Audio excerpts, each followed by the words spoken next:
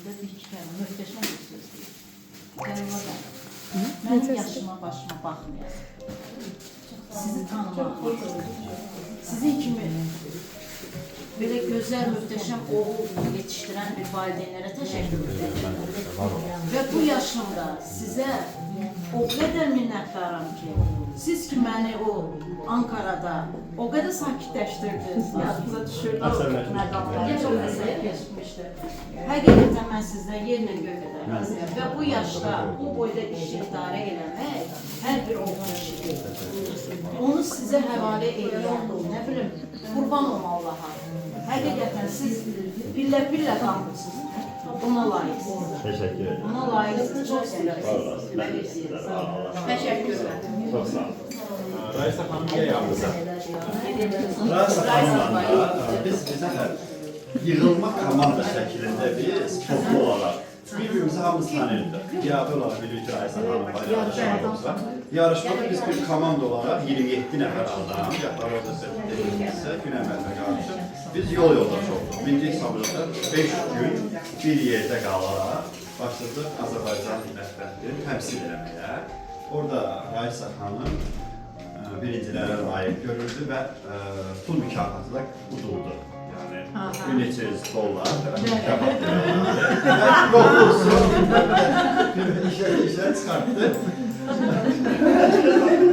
Yəni, çox yaxşı belə işlər. Nələr pişirdiniz orada siz? 4 çıxış elədiğinden, Qızıl balıqdan, sonra antikot $100, desert elədim 2 dənə. Yaxşı bir yardım. Raisa, neçə ildir bu sənətdəsiz? 25 oldu. 25 ildir ki, sənətdə. Raisa Hanım, xoşuma yardım sənət olur. Həm işini yaptı, bir də. Mənlə tanış edirsiniz.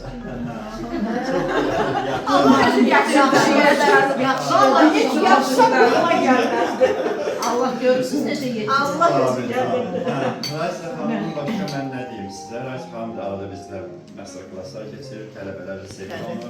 Və ancaq demişəm ki, sən özünü sevdiyi yeməkləri göstər. Yəni, proqramı qoyaq qırağa, Raisa Hanım gələndə, İradə Hanım gələndə, Bunları demişdi. Bunları günləri göstərsin. Mən harəkinizi göstərdim. Harəkini göstər və çox qəşəng, əlinin özü bərəkətli və bu belə pişirirsə, bu boyda kimi bərəkətli olur.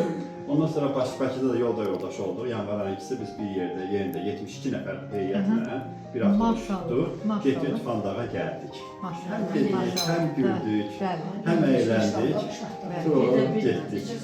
25-i də Şaddağı deyil gedərik. İnşallah gedərik. Allah göstərək. Nə sözün varsa, aşırı gənclərə qonağımıza deyə bilərsən. İndi əsas biz yığılmışıq bura sizin dediklərini yığılırıq qulbuna. İnşallah sizə də uğurlar olsun. İnşallah sizdən birlikdə yumruq. İnşallah. Hər şey Şahara xanımın sayəsində olur. Çox sağ olun. Allah. Şahara xanımın sayəsində olur. Əlbəttə.